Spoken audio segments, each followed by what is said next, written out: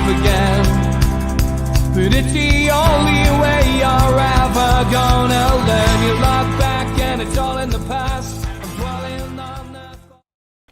Good evening and welcome to NUFC Matters with me, Steve Wraith. Tuesday night, of course, Liam Kennedy night, and we take your questions. I don't get a chance to say a great deal because you all want to ask Liam the ins and outs of Newcastle United, takeover, whatever it is. Ask Liam. He has all the answers. Join the dots with Liam. That's basically what we do on a Tuesday.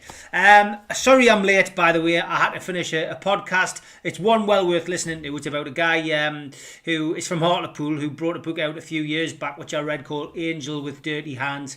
Hell of a guy, Ronnie Morell. Hell of a story. Keep an eye out for it on the channel. Some great true stories coming up over the next few weeks. Not all villains, it has to be said. There are a couple of villains in there, but if you like something a bit different, then tune in. I don't let the grass grow under us during this COVID situation. I'm putting plenty of content up.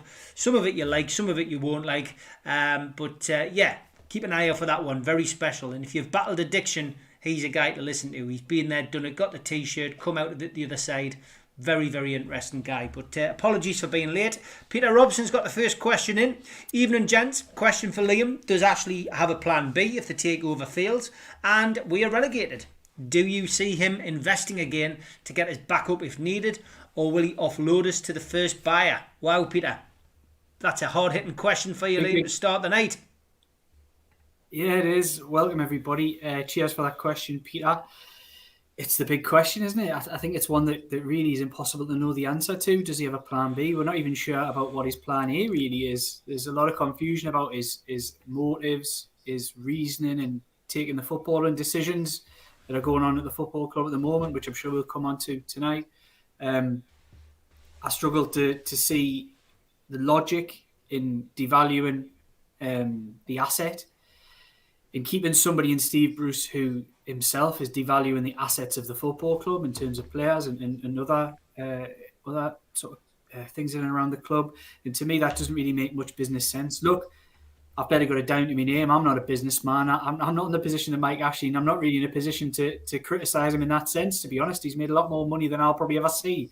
But it doesn't, from an outsider looking in, look a great way of going about things. I think there's a lot of people out there who probably agree with that. A plan B, could a plan B just to simply reinvest again? I don't believe they ever thought they'd have to come up with a plan B. I think they've only ever been focused in on plan A, which was get the club sold and hopefully keep things ticking over, particularly why Graham Jones came to the football club, keep things ticking over and hope that relegation would go away. It hasn't. It's right front and centre at the moment. But my thoughts on that effectively are, Newcastle United don't have to. They don't need Champions League form to avoid the Championship. It isn't a massive job to stay in this division. But the problem at the moment is it doesn't look like they've even got that in them. They look a million miles away from getting a result on Saturday night. Never mind getting a win from somewhere. It's hard to see where that's going to come from. There's some really tough games coming up. They're going to have it's up against them. They're just going to have to hope they're less worse than Fulham. Effectively, I think that's what the plan B is at the moment. I don't think they ever thought they were going to be in this position. I think there was a naivety. There's some guy tweeted us this week. It was quite clever, and it was interesting about crisis management. He may be listening, watching tonight, about crisis management, about not allowing a potential problem to become a problem, and that's effectively what they've done. They've allowed this to sort of float along, untended for. And we're in a regular position. We're in a position that Newcastle United under Mike Ashley regularly finds itself in. We've been relegated twice, but you could argue they've been very close to relegation on at least another 2 occasions during that time. Fought relegation probably on another 3 or 4, and then probably got themselves safe for 5 or 6 games left on another couple of those, with the odd 5th place and a 10th place and possibly another finish in there. But this has consistently been what Mike Ashley's plan is, just to mosey along, remain in the Premier League with as little care and attention paid to the football club as possible. The only change this time is he found somebody else to take that uncared for football club off his hands for a princely sum. But he's effectively going to lose a princely sum if he allows this to continue. The sticking plaster of Graham Jones, which is effectively what he was, has to come into question. I wrote a piece today. I don't know if anybody might have seen it out there. Come back with some feedback if you have. With regards to Graham Jones, I'm interested to know what people's thoughts are on that. Come in the comments, see what you say. But was that the stick and plaster? Has it effectively prolonged the agony?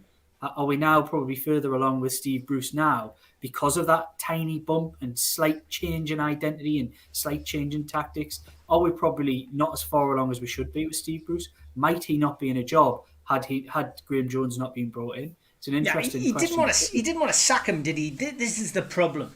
I'm convinced he doesn't want to sack him because the deal's been done. The takeover, as far as Mike Ashley concerned, is done.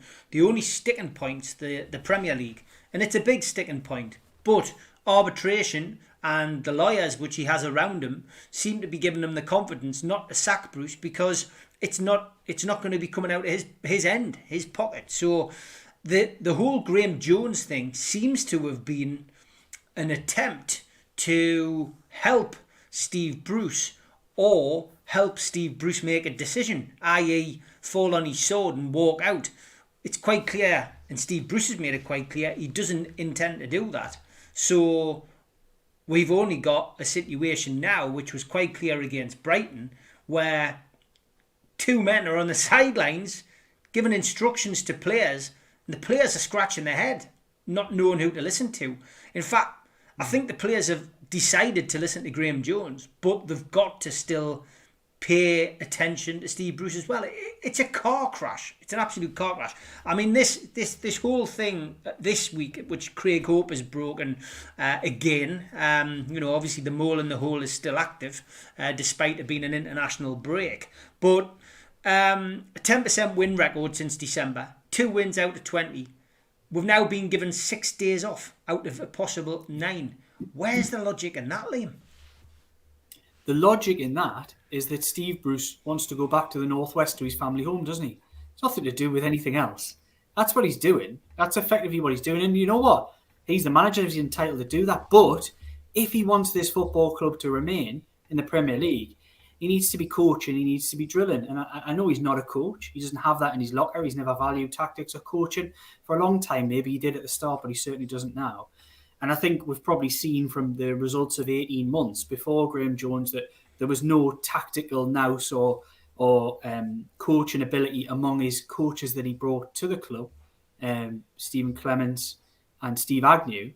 By all accounts, Ben Dawson's a good coach, but has been largely involved with the academy setup as well. Steve Harper, I don't really know what his role is, but I know he's been peddled from the main group now, and I think he's been hived back off with the academy setup, which is probably good for him, to be honest, to not be tarred with this really toxic regime's brush.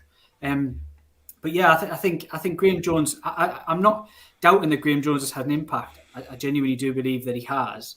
But what I'd like to know is how much of an impact and how much we all said when Graham Jones came in. We all said it. We said it on this show, me and you, Steve, as well, that it was night and day that you could tell that Everton game, and it was for a few games after. I know the results didn't necessarily come, but it was night and day. There was almost an idea that suddenly came along. There was a way of playing. There was a press. There was different tactics, different set pieces. There was different ideas, stuff we'd never seen for the previous 18 months. We gave him so much credit for that quick turnaround when he arrived at the club.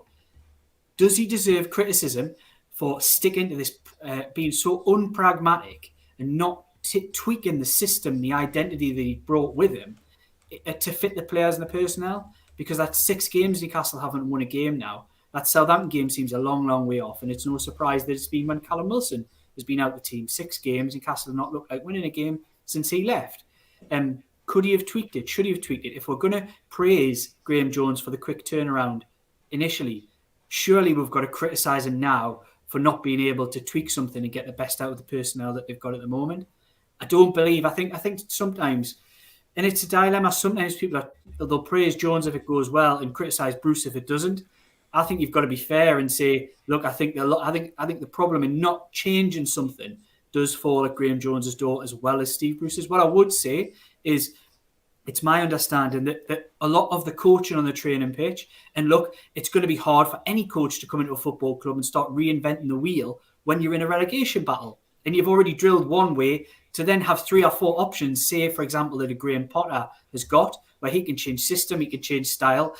He's been coaching that for 3 years now. So he's got those in his locker. Graham Jones, I understand, has come in and has probably only really drilled on one particular way of playing.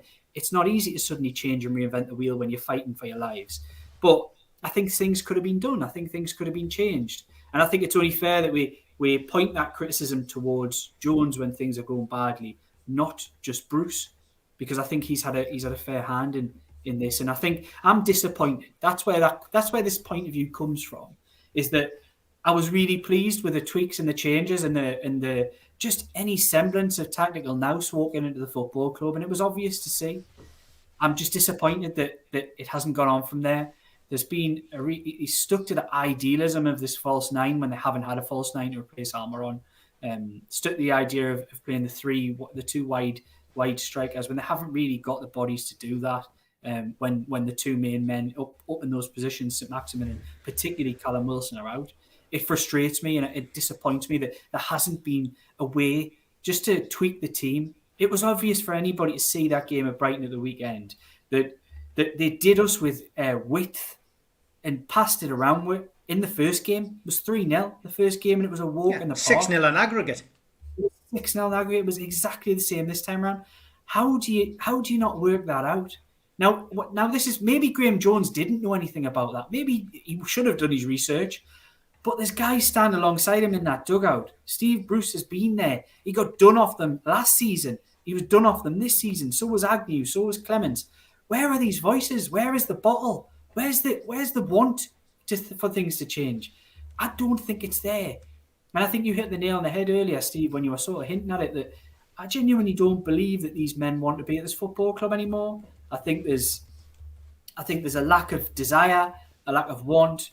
I would love to be proved wrong. I would love to get a phone call tomorrow from somebody like a Steve Bruce, effing and blinding, saying, "What the hell are you writing that about me?" or "What are you saying that about me for?" That would show he cared. I would love to see it.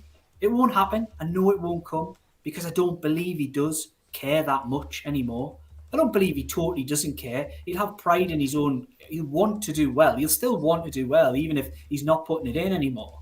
But it's just so disappointing. It's disappointing that it's been allowed to get to this position. And I've said this numerous times over the weekend and in interviews recently. Just Steve Bruce is a symptom of the disease, and we all know what the root cause is, and that's the biggest problem in all of this: an uncaring owner. And we just go around in circles. We're in this position because of him. It's not because of anybody else. An owner who cared would never have appointed Steve Bruce, would never have allowed this to happen. I was looking back over the fixtures today just in preparation for tonight, and it was quite amazing looking through it. It's the Brentford game that you go back to, because that League Cup campaign was a red herring, in my opinion, an absolute red herring. Last season, there was always the fallback when the FA Cup, we're in the FA Cup quarterfinals. And they did okay to get to that point, actually. Rubbish at the start against the likes of Oxford. But, the West Brom win was a good win. There was a bit of drama and entertainment to it. And they got there, and it was quite exciting because they were pushing towards relative safety. You felt they would be safe last season. This season, the League Cup was another one that around just before Christmas time, it was something used against fans' criticism. It was, look, well, you've got this far. You got the FA Cup quarter-final last season. You've got the quarter-final League Cup this time. Just think about that League Cup campaign. There was that absolute anomaly where they played Morecambe when it was 6 or 7 or whatever it was, where it was like playing a Sunday morning team on the day. It really was. Then there was Newport. Newport was grim. Absolutely horrible, that. I mean, they should have got beaten that game if it wasn't for a late equaliser and a penalty shootout. And then they got beat off a championship side. It didn't just get beaten off a championship side. It got shown up. Absolutely shown up against Brentford, who are clearly a team with a bit of tactics, a bit of nous, a bit of identity and play a certain way. And they really did Newcastle that day. And I think that's the most concerning thing. You go back to that point and say, look, that was the danger point. That was the real worry. And it started then. They had that was that run then when they won 1 point out of the sort of 9 games that they had, including that game, until Graham Jones came in. And they've had a reasonable, they've won 2, drawn 3 and lost 4. since Jones came to the club.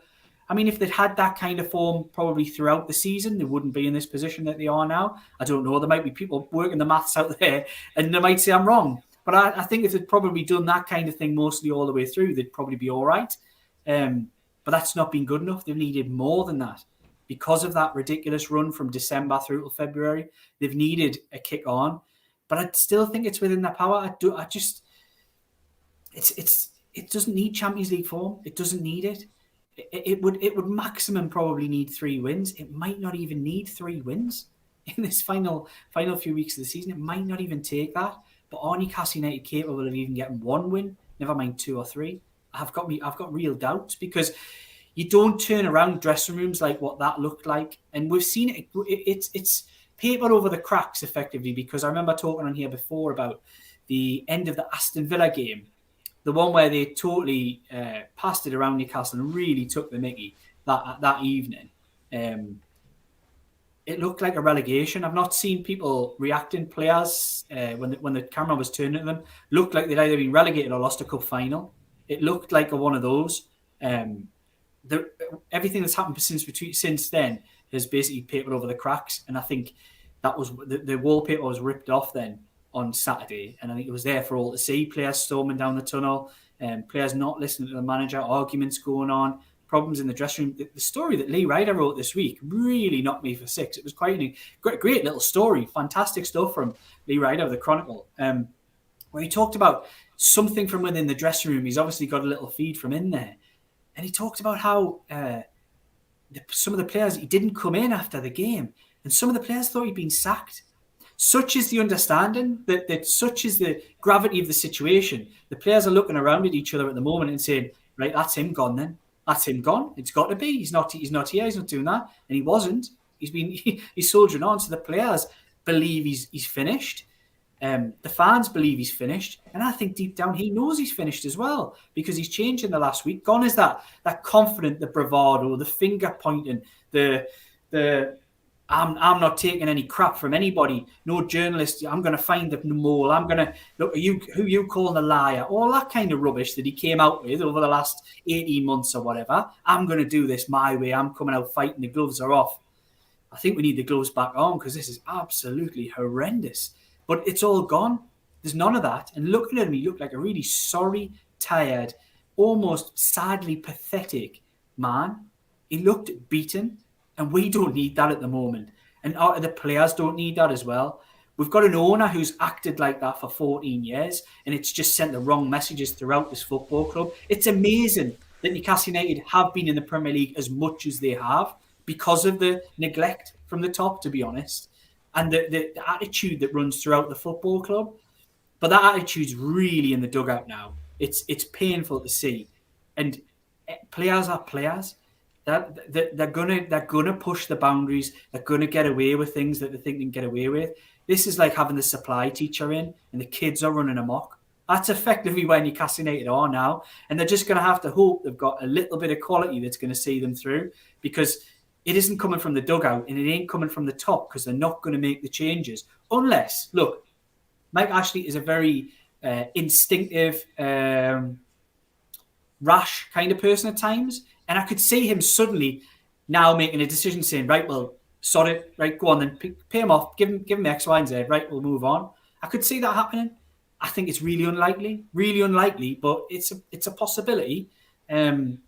Without that, we're stuck with Steve Bruce to the end of the season, and it would not surprise me in the slightest if he scrapes up, or even if they go down. Steve Bruce has got a year left on his contract, and you said it, Steve, Mike Ashley does not want to sack Steve Bruce, doesn't want to do it.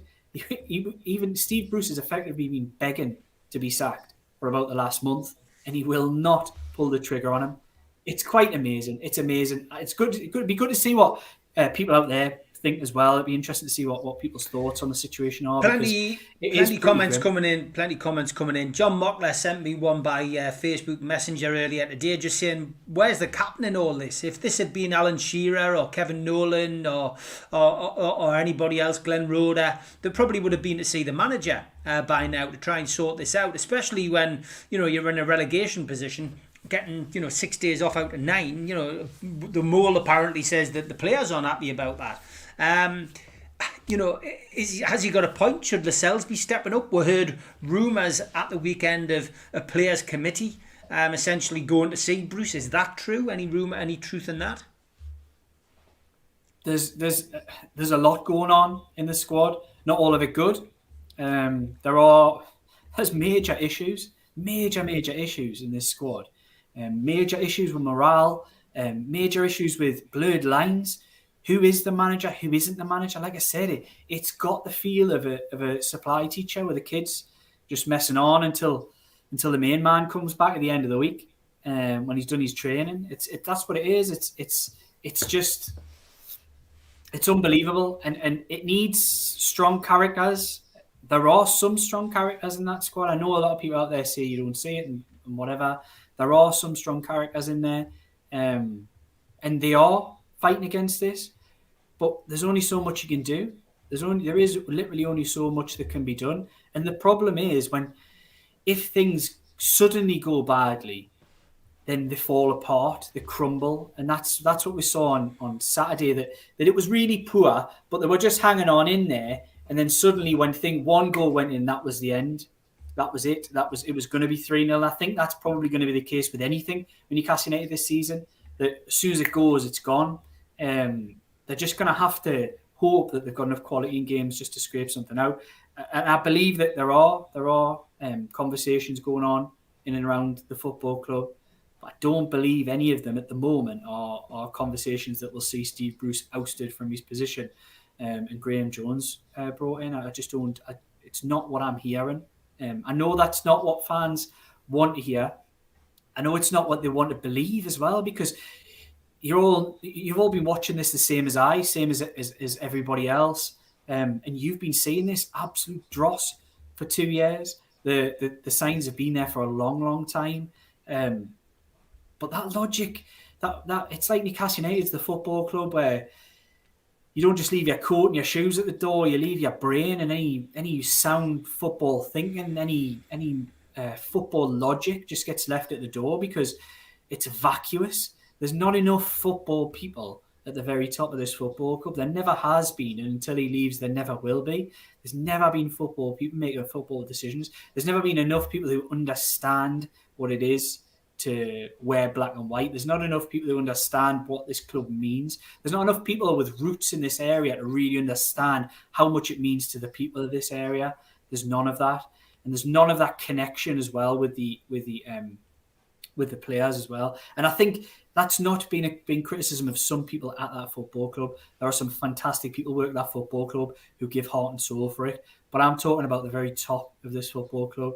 It's been run like a circus for 14 years. And should we really be any surprised that, it's even worse now? It is literally at the point where just everything, the animals have got loose. It's crackers, and it feels like relegation. I think it's hard to shake that. We've all experienced it in the not too distant past twice, and this feels like relegation. It feels much more of a. To me, this is my personal opinion. Again, come in the comments. Let me know. To me, this feels worse than 2016. It feels worse. There wasn't the disarray and uncertainty that there was then. It was terrible, but it didn't feel like this. Yeah. And I think it's up there with 2009, where you knew they had good players, but there was absolute disarray with the management, disarray with the decision making. It was a mess. This feels more akin to 2009 to me than it does 2016. Big shout out to our sponsor, Spider VPN. They've sponsored us in February, they've sponsored us in March, and they've just confirmed today that they are going to sponsor us in April. So big thanks to the lads, and thank you for your continued support. Also, a big thank you to Geordie Riffs, premium guitar lessons for beginners and children, guitar repairs and servicing, recording studio. Find their website, www.geordieriffs.co.uk. Facebook at Geordie Riffs Official. But they do need followers on Instagram. So if you are on that application, give them a follow at Geordie Riffs. Also, a big shout out to qtechshop.co.uk, the makers of pool tables and snooker tables in Wallsend in Newcastle, and to John at Jab Signature, who's got his new brand out very, very soon. The new line will be hitting the shelves soon, so keep an eye out for that. If you're a first time visitor to the channel, please subscribe. Over 700 watching tonight. We never take you for granted. If you're a first time visitor, please click the subscription button. That's the Newcastle Legends logo in the bottom right hand corner. That's it. It's free. No annoying emails. Just a notification when we go live. Hit the little thumb up. That's the like button, and that does help us. And please share. If you click share, it shares to social media, Twitter, Facebook, LinkedIn, whatever you're connected to.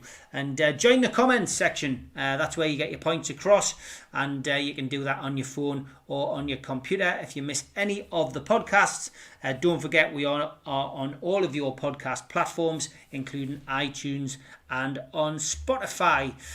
Lots of content going up on the channel, as I've already said, so keep an eye out for that.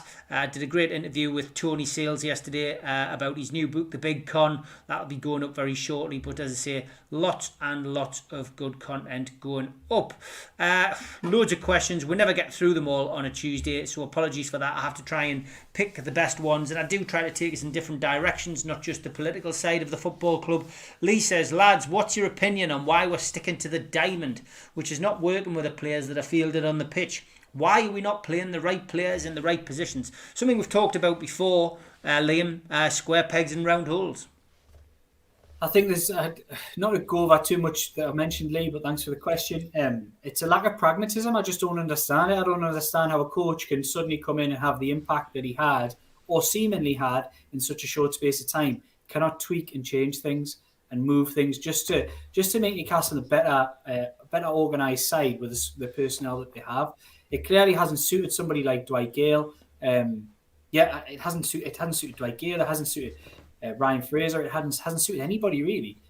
This system, but it needs to change. And look, I think it's not going to change. I don't believe it will change. The reason it won't change is probably because we're going to definitely. Well, I say probably. I'm almost certain we're going to see Callum Wilson back in the side on the Tottenham game on the 4th, Sunday the 4th. So I think we'll probably just go back to something similar to what we've seen when Wilson Almiron, who'll be much fitter than he was. He didn't look fit. He almost didn't look like he'd got the memo for the system early doors. Actually, he was doing the press like he had Everton, or like he had when he was in the team originally.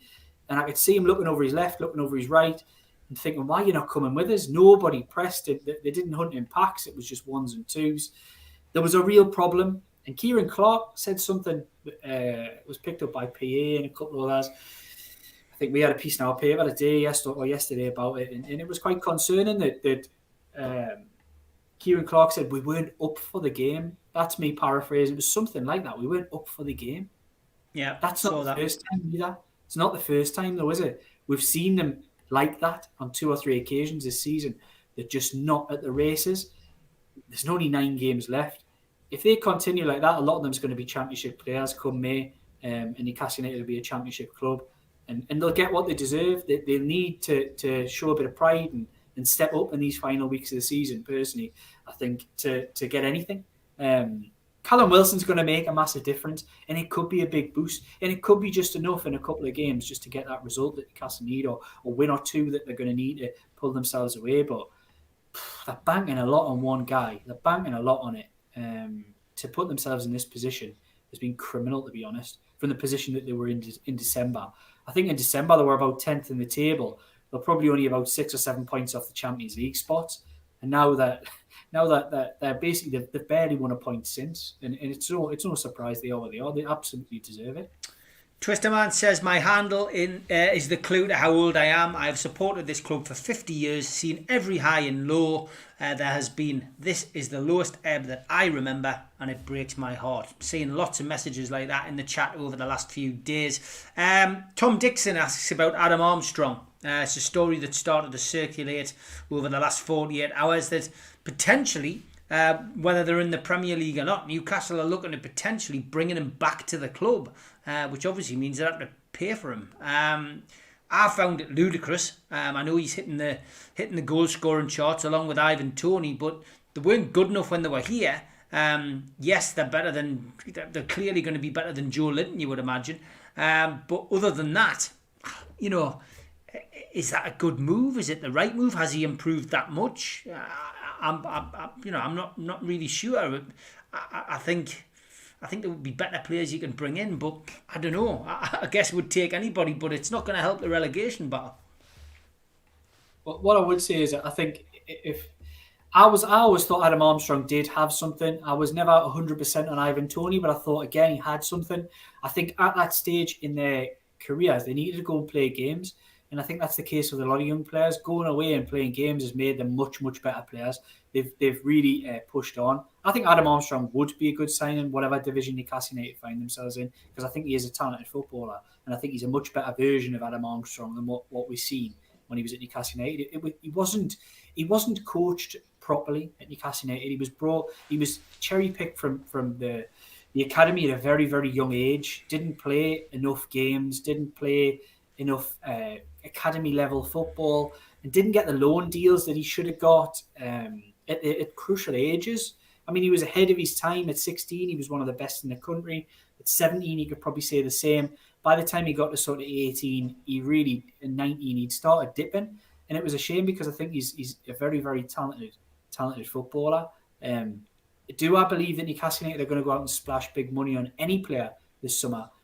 No, I don't believe it at all. I think COVID and the impact of no crowds, reduced revenues commercially and a number of other ways has hit them hard. And we all know that there is no benefactor at Newcastle United. So it's not a case of a club saying, an owner saying, look, I'll sub you a bit of money and we'll keep going along like we were.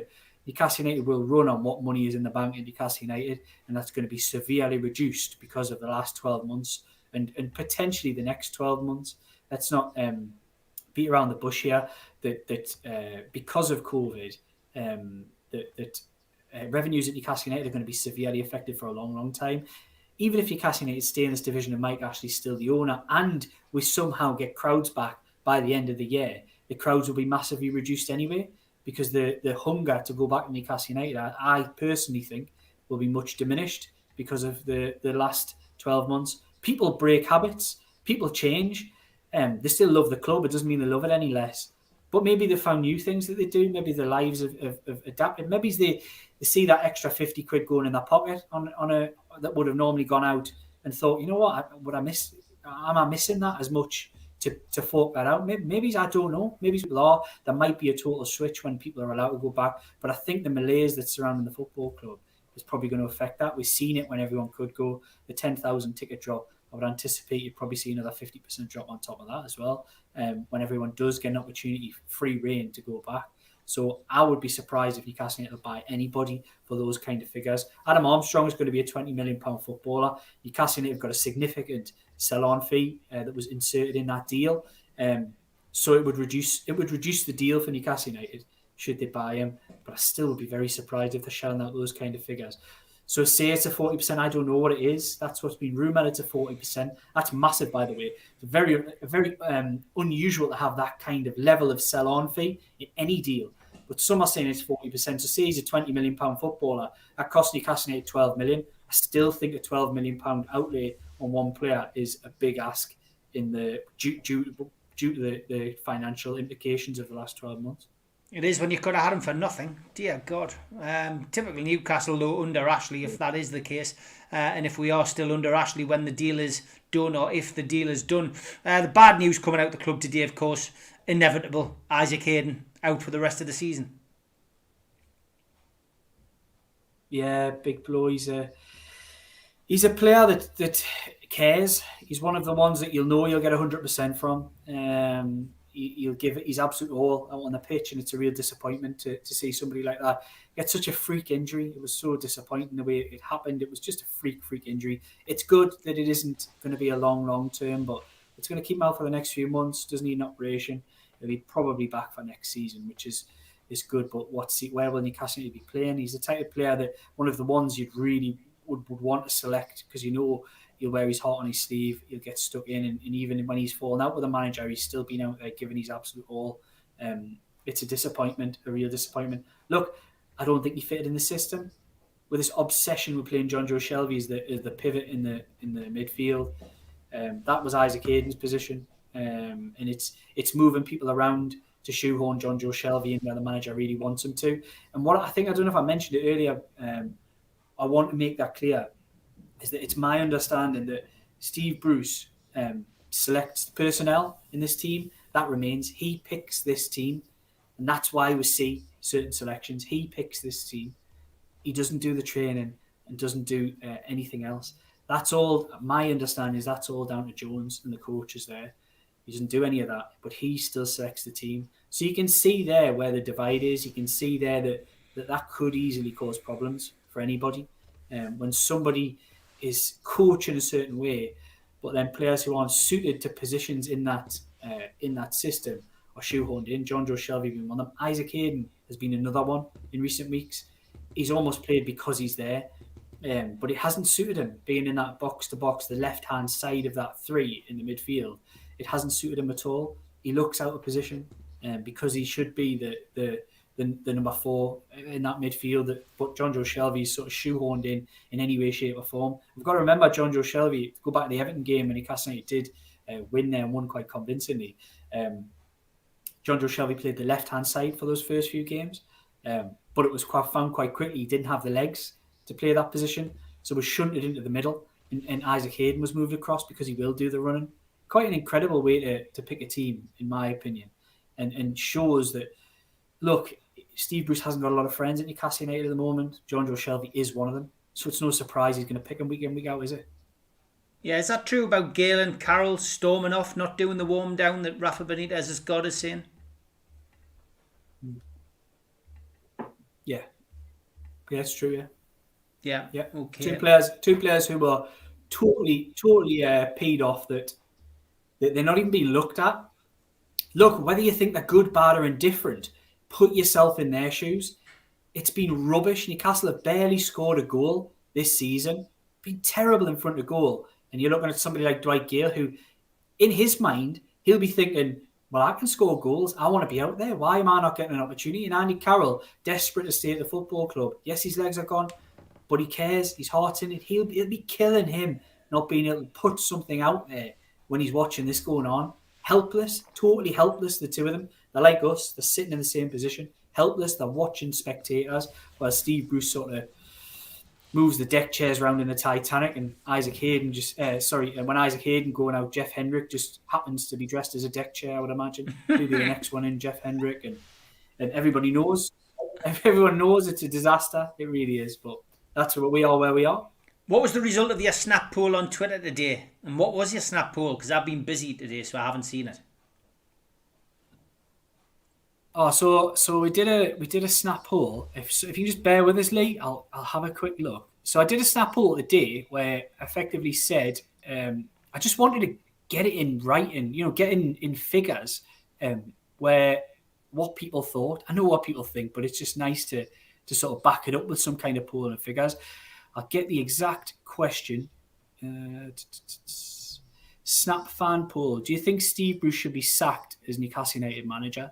That was the poll, and it came out as it was actually quite surprising, to be honest. There was more than 2,000 votes on it, and there was it was only 97% who said yes, and 3% who said no.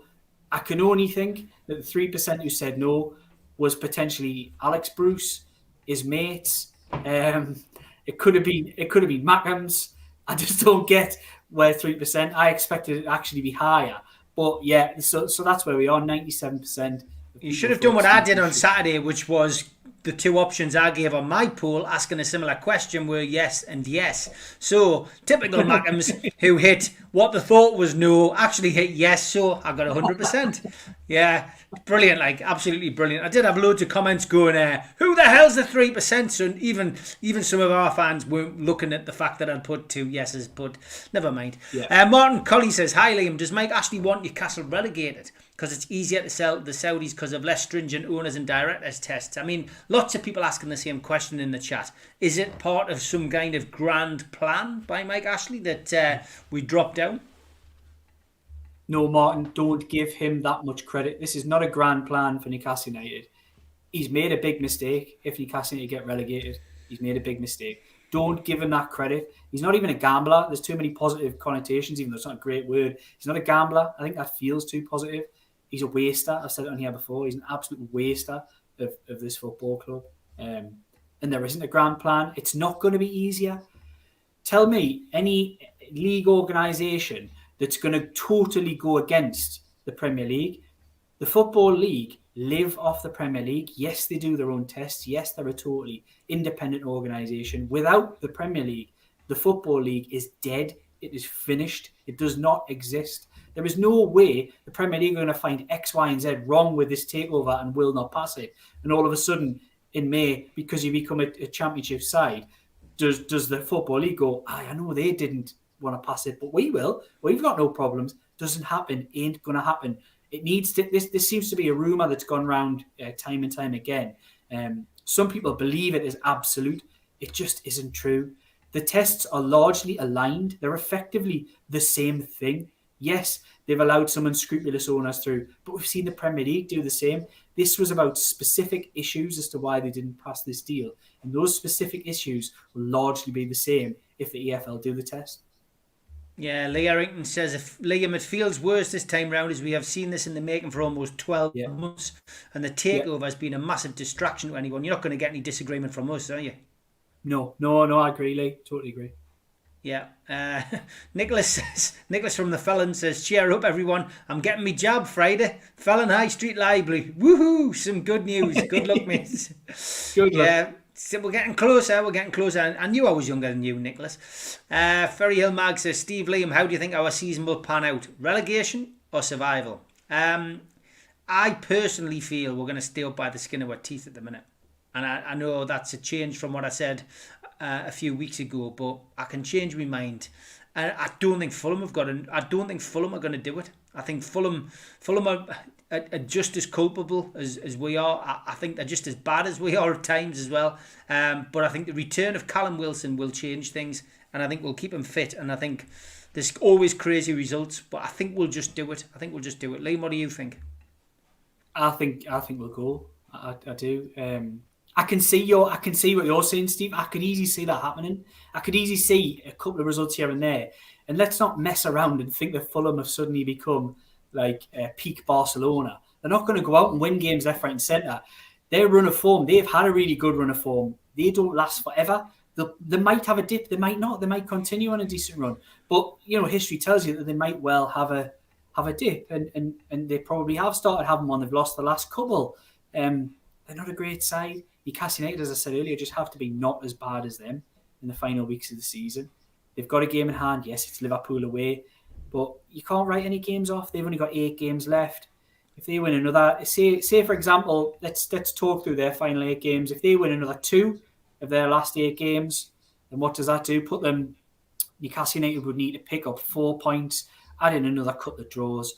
Newcastle United are probably only going to need 2 wins in their last 9 games. They're going to have to at least just match it. That's all they have to do. 2 wins. Is that too much to ask? Is it really too much to ask? It looks like it at the moment. It really does.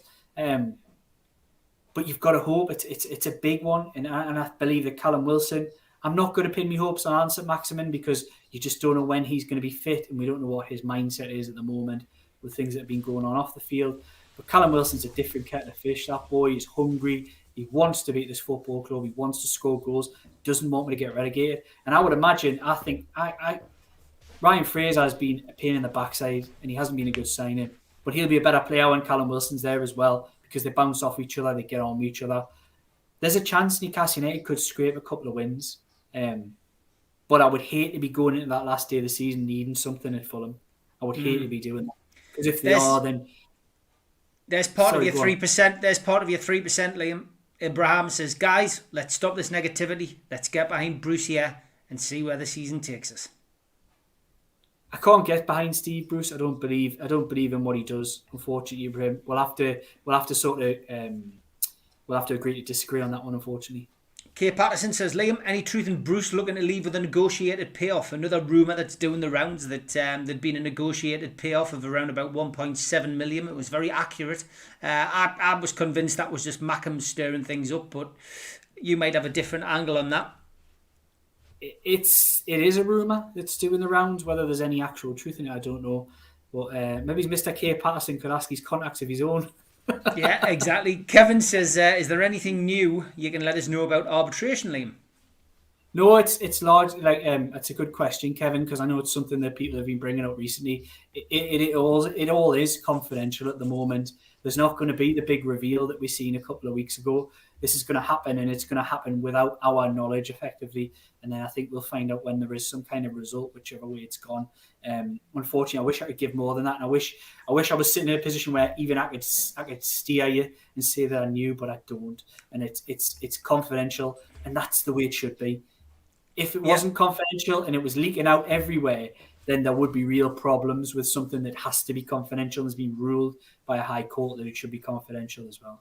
Joe Walker says, Steve, to mark the first anniversary of lockdown, can I thank you on behalf of the Matters cult for everything over the last 12 months? Thanks very much, Joe. Very kind of you. It's therapy for me, and it's therapy for everybody who's on the show, and therapy for everybody in the chat. God, we needed it. Life Goal says, Liam, do you think Ryan Fraser wants to leave already, or is he stuck because of his behaviour? Fitness and awful form in the past 2 seasons. I can't imagine a Premier League side would sign him currently.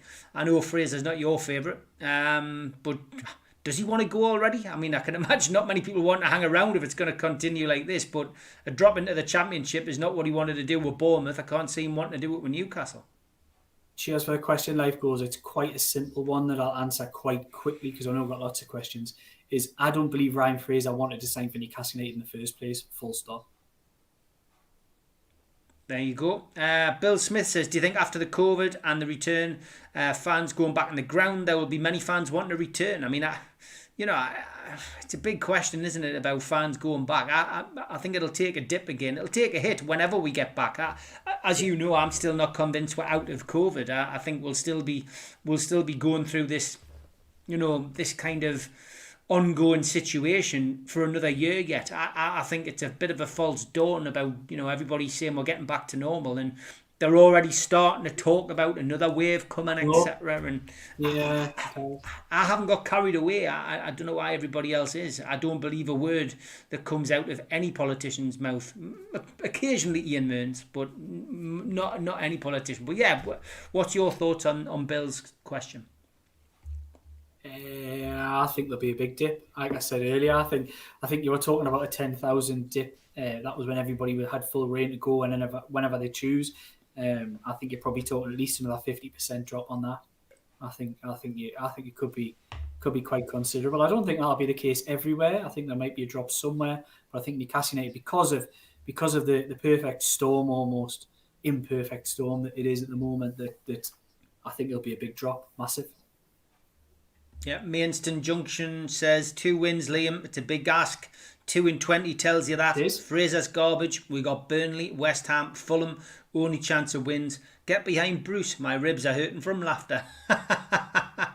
Paul says he loves the NUFC Matters cult. Paul Johnson says simply, Murphy to start. Me? Yeah. I would have had him in my starting lineup a few weeks back. I put a starting lineup out, and I named him in a list of players who I would want to play. I didn't omit Miggy. I forgot to put him in because I was undecided on the goalkeeper. I still feel Darlow hasn't done anything wrong to be dropped.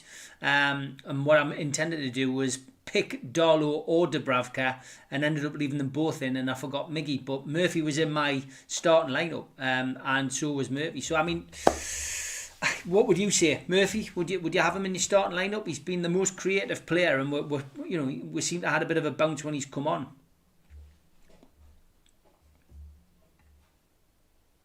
I think with Callum Wilson coming back, it's hard to find a place for him, but I think he's deserving of a shot in the team. Where would he come in? I'm not sure. Like I say, I'm kind of tempering this with the idea that I think I know what he'll pick in his midfield. It's painful. It's painful. The thing that sticks in my throat with things that Steve Bruce has said among many, many things, is the idea that he said he's going to go for experience in this relegation running over youth. It's experience that's got win this mess. Jeff Hendricks, John Joe Shelby's and others. I want to see somebody thrown in there who's got youth with exuberance, somebody who's got pace, somebody who can do something, create something. Jeff Hendrick, like we said, he has like Casper the Friendly Ghost. He's pathetic.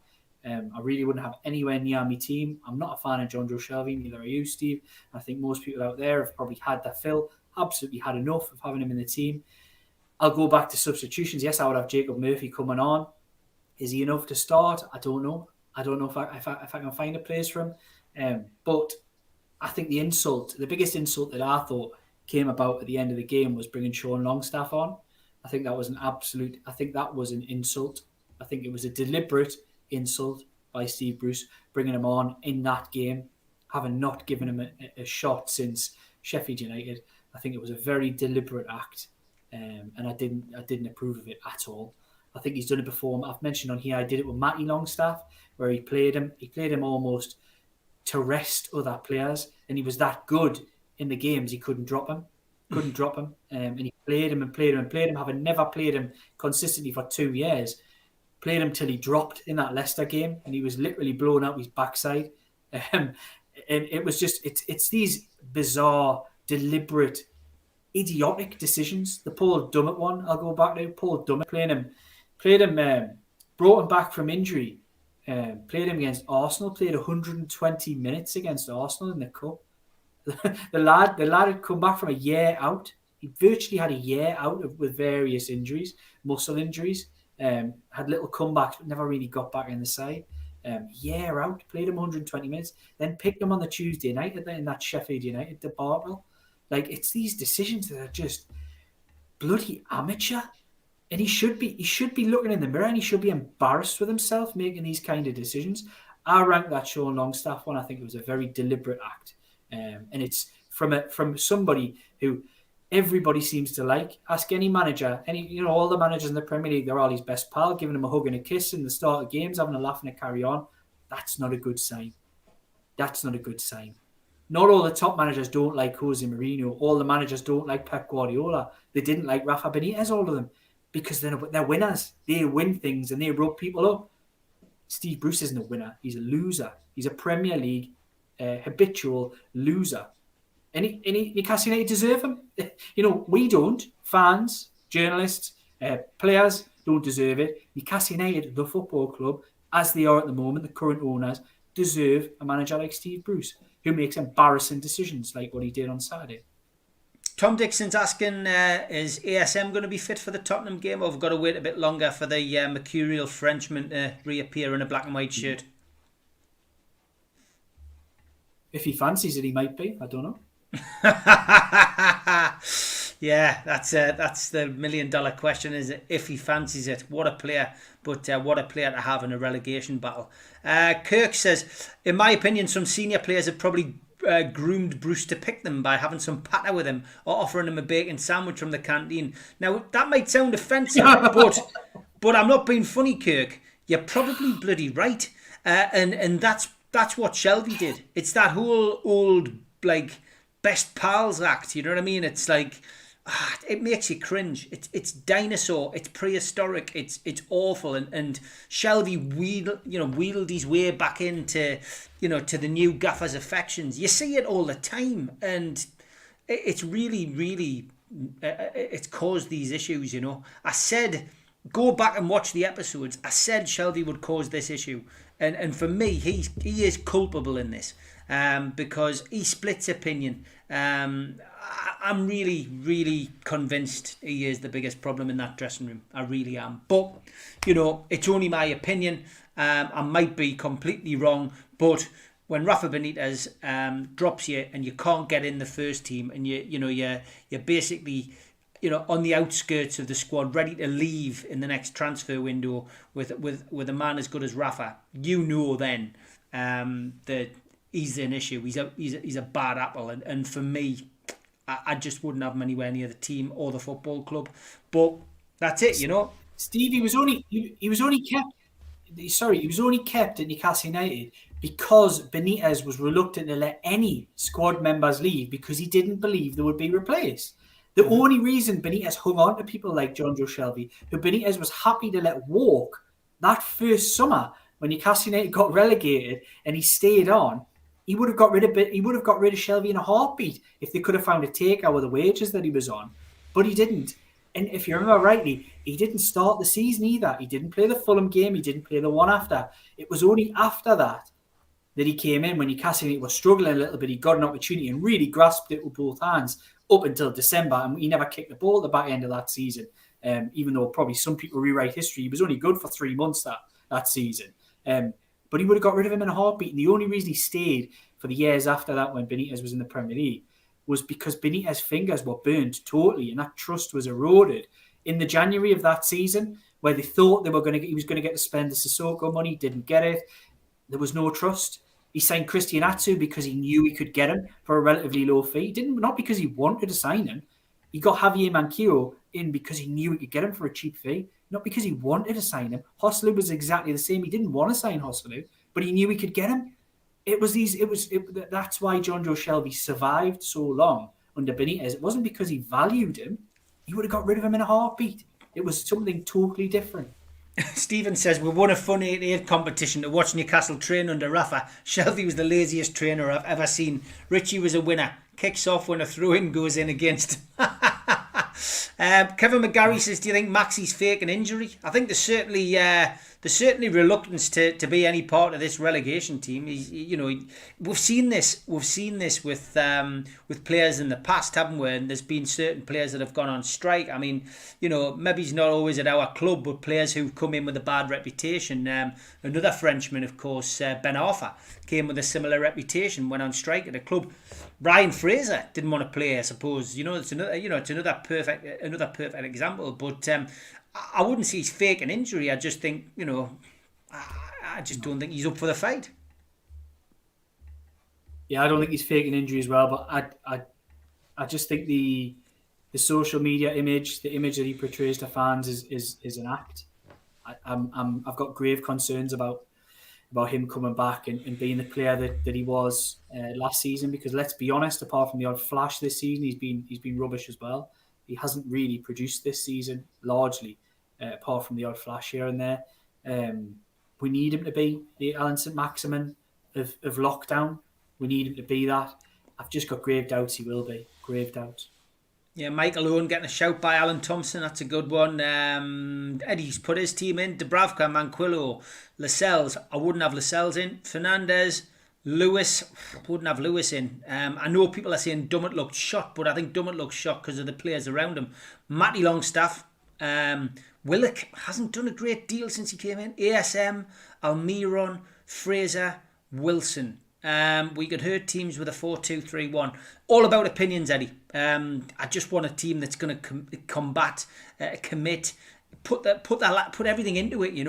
I'd start with Andy Carroll, and I'm not Andy Carroll's fan at all. Everyone on this show knows that. But even getting half an hour out Andy Carroll at the start of a game where he's, causing mayhem, throwing his weight round, injuring defenders, getting his head on the ball, defending corners. He'd do it because of where he's from. He'll throw his body on the line to stay up. Dummett's the same. Dummett's for me, it wasn't Fraser hitting the post. The highlight for me was Dummett going through one of their players, showing a bit of grit, knocking him up in the air. But Dummett it was frustration, but I love that. That's how I used to play on a Sunday. But ultimately, that for me was commitment, and he's got a bit about him. I would play Matty Longstaff. I'd have Sean Longstaff involved.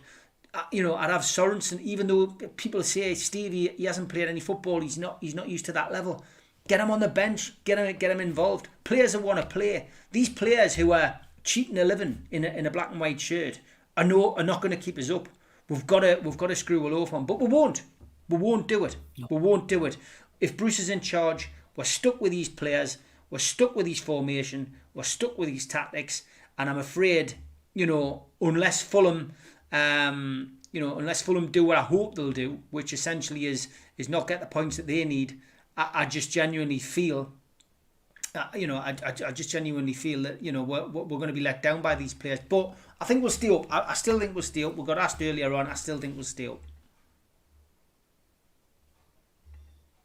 Yeah, I don't share that optimism. I think it's going to be tight. I agree with you. I think it's going to be tight, but I think Newcastle will probably just fall the wrong side of it, the way things are going. Their form, you've just got to look at the stats. Their form, 2 wins in 20. We're asking them to do something in the final 9 games that they haven't done in the last 20. So I think on form, you'd probably say that they're struggling. Football Insider said an international player for Newcastle has asked his agent to leave after a fallout from Brighton games. Sounds like Almiron. We'll watch that with interest over the next few nights.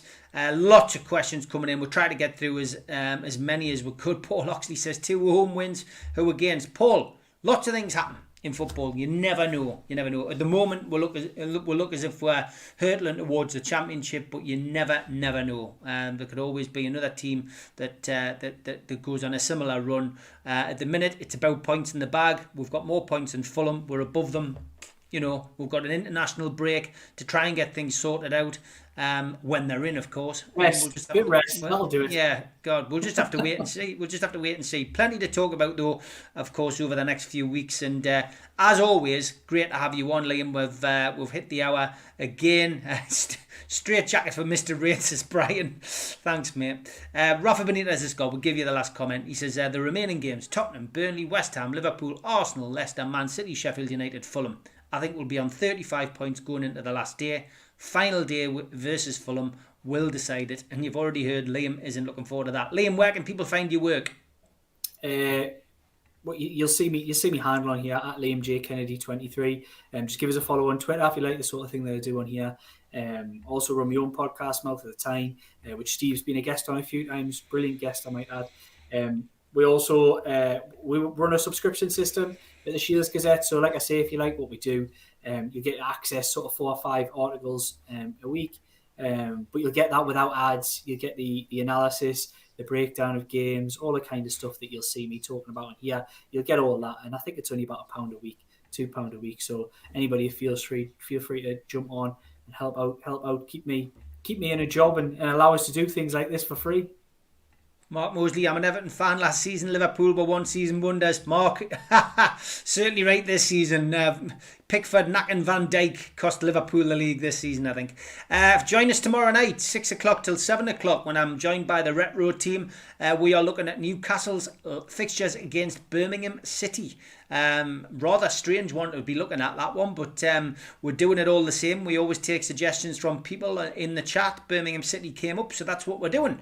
So yes, join us tomorrow night, and the lads will be giving their views and their memories of days gone by against Birmingham. And don't forget, Thursday night, 6 till 7, I'm joined by Supermac and John Gibson. And then Friday night, it is the Three Amigos show. We haven't decided what we're going to do at the weekend yet. We have done live watch-alongs, but I'll announce probably tomorrow night what we're going to do. But Liam, have a good week, mate. Look forward to seeing you next Tuesday, pal. Take care. Same to you, Steve. Cheers.